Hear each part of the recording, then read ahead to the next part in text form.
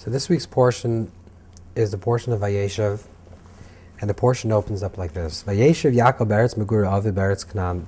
That Yaakov settles in the land of his fathers, in the land of Canaan. And the next verse is Eila Tolis Yaakov Yosef. This is the chronicles of the descendants of Yaakov, and it goes on to explain and to elaborate on the story of Joseph. So there's a contrast there because the Torah starts off Vayeshev Yaakov, the Yaakov settles, which represents Isyashva, settling, quietness. And then the next story is this very dramatic story where some of the brothers, most of the brothers, sell their younger brother into slavery. Whether they actually sold him or wanted to sell them, intended to sell them, but he was sold into slavery, something that's very dramatic. And the great contrast. So the Medrash says on this, that Bikesh Yaakov Leisha B'Shalva, Yaakov at his older years went through so much, and at some point in time he said, you know what, I want to sit in peace. I just want a peaceful life. I went through so much drama in my life, I want to sit now and just reap the rewards. And the Torah says, but no, the next thing happens is this great event with Yosef.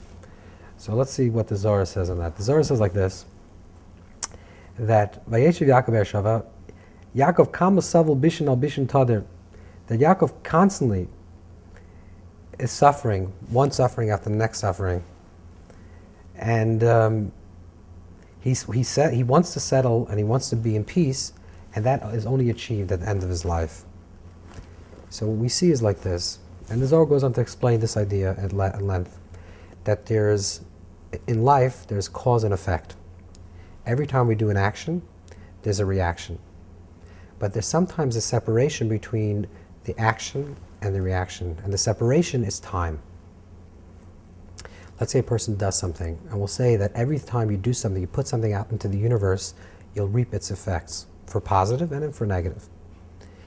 In the world of pure judgment, in the world of din, if the world was created through din, judgment, then if a person would steal, God forbid, their hand would fall off.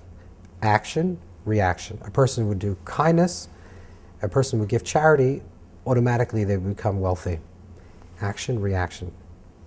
However, shituf midas harachmim, there's a mixing besides the idea of din, of judgment. There's also an aspect of compassion, which allows a person to do a certain action, and because the reaction is over a longer period of time, maybe a year, 2 years, 10 years, 20 years, 30 years down the line, or maybe even next life, therefore allows the person to possibility when they do something negative to transform themselves and put something out, do a certain action, and then over a longer period of time say, you know what I've done in the past is regretful, I really wish I haven't done it.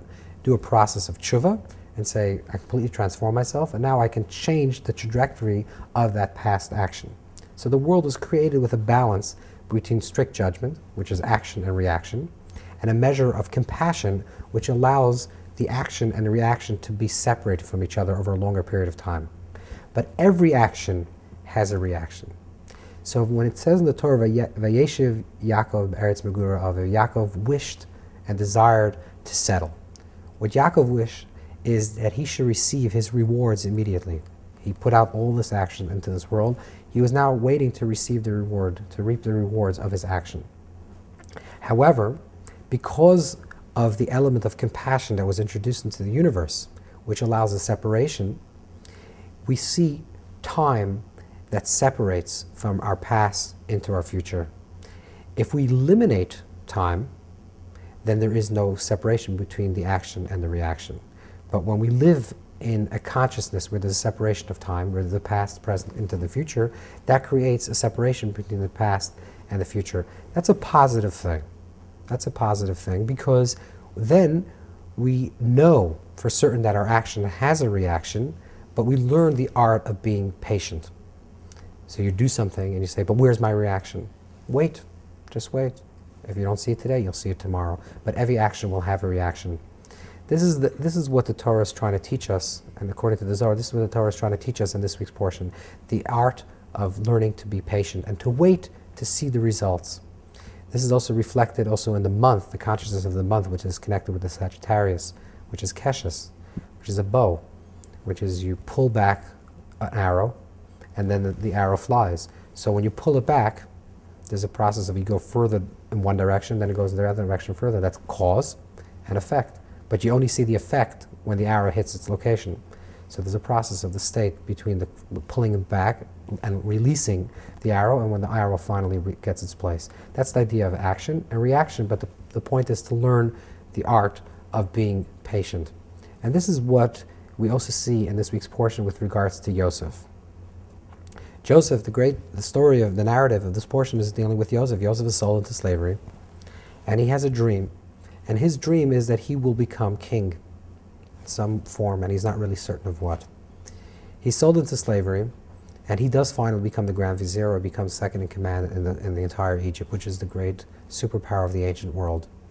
The question that everyone asks is, how come Joseph doesn't send a messenger to his father to say he's alive? He loves his father loves him.